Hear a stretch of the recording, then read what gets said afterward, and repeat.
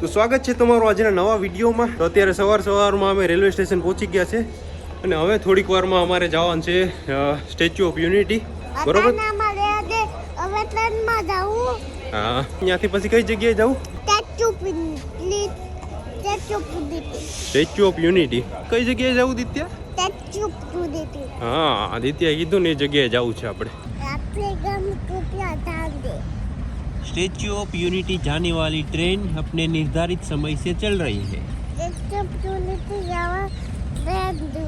તો હવે આપણે એકતાનગર રેલવે સ્ટેશન પહોંચી ગયા છે અને રેલવે સ્ટેશન જ બહુ મસ્તનું છે અહીંયાનું. તો દેખાડું ને તો રેલવે સ્ટેશન એકદમ એરપોર્ટ જેવું છે. દિત્યાએ મસ્ત નીંદર ખેંચી લીધી, માંડ સુવડાવી હતી અને હવે અહીંયાથી આપણે બસમાં બેસવાનું છે. એ સ્ટેચ્યુ ઓફ યુનિટીની જ બસ હોય છે. બસમાં બેસવા માટે આ લાઈનમાં આપણે ઊભી જવાનું. તો હવે આપણે સ્ટેચ્યુ ઓફ યુનિટીના પાર્કિંગ સુધી પહોંચી ગયા છે. પાર્કિંગ સુધી અહીંયાથી રેલવે સ્ટેશનથી આપણે બસ જ લઈને આવે અહીંયા સુધી.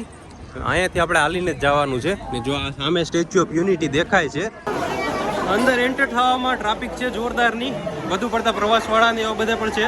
તો લાંબો ટાઈમ લાઈનમાં ઊભીને આપણે અંદર એન્ટર થઈ ગયા છે અને અંદર એન્ટર થતાં મસ્ત એક પાણીના ફુવારા જેવું જોવા મળ્યું છે. હવે આપણે થોડાક ટ્રાફિકમાંથી દૂર આવી ગયા છે અને સ્ટેચ્યુ ઓફ યુનિટી આપણે એકદમ નજીક જ છે. હવે તમે મારી પાછળ જોઈ શકો છો એમ સ્ટેચ્યુ ઓફ યુનિટી દેખાય છે કેવું મસ્તનું. કેવું લાગે દિત્યા? મસ્તીનું તું જોતી નથી ને મસ્તીનું બધું કહેતી જાય છે. અને આપણે અહીંયા હાલવાનું ઘણું હોય છે એટલે અહીંયા એસ્કેલેટરની પણ સુવિધા છે. જો આપણે થોડેક હાલીએ એટલે આવું મસ્તનું છે. એ તમારે જો આમાં ન જવું હોય તો વચ્ચે તમે ચાલી પણ શકો. પણ આપણે આમાં જઈએ, થાકી ગયા છે. બરોબર ને દિત્યા? હા, ભૂમિ આવશે. અહીં અમારા ગામનો પ્રવાસ પણ અહીંયા આજે આવ્યો છે. જો પ્રવાસવાળા બધા પ્રવાસવાળા. આપણે પેલા નીચે છે, નીચે એન્ટ્રી છે. નીચે આપણે કંઈક જોતાવીએ શું છે એ.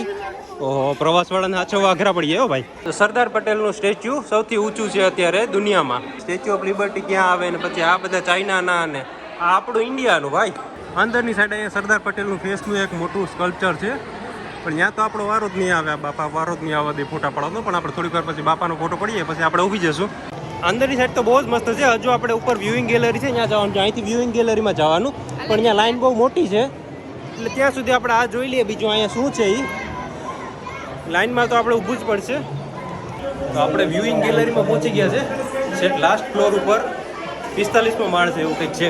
તો હવે આપણે સ્ટેચ્યુની અંદર આવી ગયા અને આ વ્યુઇંગ ગેલેરી છે. વ્યુઇંગ ગેલેરી આપણે જોવા એટલે ઊંચા આવ્યા. અહીંથી આપણે સરદાર સરોવર ડેમ જોવાનું છે. સામે દેખાય. અત્યારે જો કે ધુમ્મસ છે એટલે મોબાઈલમાં તો કવર કરવું અઘરું છે. હા, જો કેટલું નાનું દેખાય. માણસો તો દેખાતા જ નથી. એટલું ઝૂમ કરું. જો નીચે આપણે હતા. ઓહો, હવે દેખાણું કંઈક બહુ મસ્ત દિત્યા. હા તો જો અંદરથી કેવું દેખાય છે. આવી રીતનાનું કન્સ્ટ્રક્શન થઈ ગયેલ છે. તો ઉપર આપણે વ્યુઇંગ ગેલેરીમાં આવ્યા. વ્યુઇંગ ગેલેરીમાં એટલું કંઈ ખાસ નથી જોવા જેવું. પછી આપણે એટલો અફસોસ ન રહે કે આપણે અહીં સુધી આવવાની ઉપર ન ગયા. વ્યુઇંગ ગેલેરીમાંથી ડેમ જોવાનો છે પણ ડેમ પણ અત્યારે ધુમ્મસના લીધે હરખો દેખાતો નથી. બાકી દિત્યાએ મજા કરી લીધી. અહીંયા જો આ લાઇટ જોવાની છે. અહીં તો એ લાઇટ જોવાની છે એ જોઈ લીધી દિત્યાએ. જો આખી દિવાલ અહીંયા અંદર એક આવા સેક્શન બનાવેલ છે. આ દિવાલ અહીંયા ન્યૂઝપેપરની છે. એક લાઇબ્રેરીની હતી. અહીંયા બધા માણસો શપથ લે છે. પ્રતીક્ષા શું કહેવાય? પ્રતિજ્ઞા. હા, જો મારો આ થોડોક નવમાન ક્ષમાન નબળું છે એટલે અહીંયા બધા માણસો શપથ લે છે, પ્રતિજ્ઞા લે છે. અહીં જો અહીંયા લખેલા આવે. અહીંયા લખે એ ઉપર લખાઈ જાય. શું કહી દીધું? તારે કંઈ લેવાની છે શપથ? ત્યાં બેસવાનું નથી, શપથ લેવાની છે ખાલી. શપથ લેવી? હા, લઈ લેજો. આપણે પૂરી થાય ને એટલે આપણે લઈ લઈએ. તો દિત્યા પણ અહીંયા કંઈક પ્રતિજ્ઞા લે છે. શું પ્રતિજ્ઞા લે આપણે જોઈએ કે શું પ્રતિજ્ઞા લેવાની છે. યુ મસ્ટ 18 વર્ષથી ઉપરના શપથ લઈ શકે. તો દિત્યાની ઉંમર કરી દો 32 કરી દો. શપથ આમાં સિલેક્ટ જ છે. આપણે કોઈ પણ સિલેક્ટ કરી લે. કઈ સિલેક્ટ કરી? આ કરી જો સિત્યા. હું સબમિટ કરી દે. જો આ બાજુમાં છે આ દિત્યાની શપથ, આ જલ્પાની શપથ. બાકી બીજી બધી શપથ તો મેં તો મારી બધી શપથ લઈ ગયેલ છે જેટલી દેખાય એટલી. તો વ્યુઇંગ ગેલેરીમાંથી જોઈને હવે આપણે ઉપર તરફ જવાનું છે. હા, હવે આપણે એસ્કેલેટર. આમાં એસ્કેલેટર ને એક્સેલેટર બધું સરખું જ થઈ જાય છે અમારે. હવે આપણે એક્ઝેક્ટ આ સરદાર પટેલના પગ પાસે આવી ગયા છે. હવે જો તમને દેખાડું ને ચપ્પલ જો કેવડા છે. આ એના પગ છે. આ ચપ્પલ આપણે ઉપર સુધી ઉપર જોઈએ તો થોડુંક ચક્કર આવે પણ મજા આવે જોવાની કે આપણા દેશમાં આવું છે. હવે પગે લાગલે સરદાર પટેલને. દિત્યા આશીર્વાદ આપજો. હા, બરોબર. હાલ આપણે સરદાર પટેલના આશીર્વાદ લઈ લીધા. હવે આપણે જઈએ આગળ. એના ચપ્પલ જોરદાર છે ભાઈ યાર. હા, જો એટલા એના બડા મોટા મોટા એના પગ છે, કેટલા મોટા મોટા પગ છે. હવે આ સરદાર પટેલના ચપ્પલની દોરી છે, જો ચપ્પલ હાંધેલ છે એના દોરા. બાજુમાં જો નર્મદા નદી દેખાય છે, એક્ઝેક્ટ આ સ્ટેચ્યુ છે, સરદાર પટેલનો પગ છે, આ ઉપર સ્ટેચ્યુ છે અને બાજુમાં નર્મદા નદી દેખાય છે. ને અહીંયા અમારે ફોટા પાડવા માટે માણસો અમારા તૈયાર જ છે, જો એના ફોટા પાડી લઈએ. સરદાર પટેલના પગ પાસે છે ને આની આંગળી જો, એની આંગળી કેટલી લાગે, અંગૂઠો તો આપણે વાત જ ન કરી શકીએ.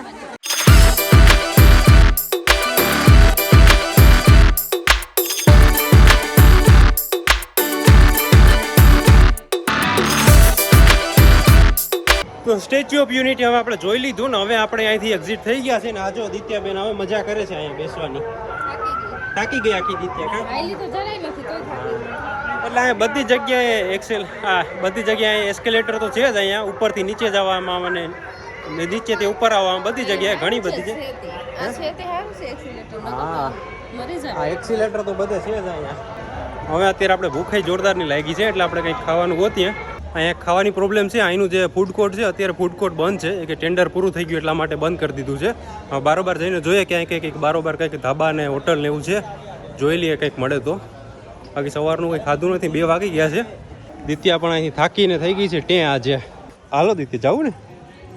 તો સ્ટેચ્યુ ઓફ યુનિટીની સામે એક ધાબા છે, અહીંયા ધાબામાં જમી લીધું. જમવાનું કંઈ ખાસ નથી, હા બહુ જ ખરાબ છે. જોકે અહીંયા ઘણા બધા ધાબા છે ને સામે, પણ એક પણ ધાબામાં કંઈ ખાસ છે નહીં ખાવાનું.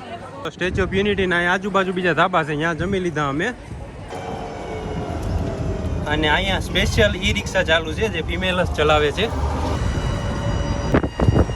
ચલો તો હવે સ્ટેચ્યુ ઓફ યુનિટીનો વિડીયો અહીંયા પૂરો કરી દઈએ. આપણે નેક્સ્ટ કાલે મળશું જંગલ સફારીના વિડીયોમાં.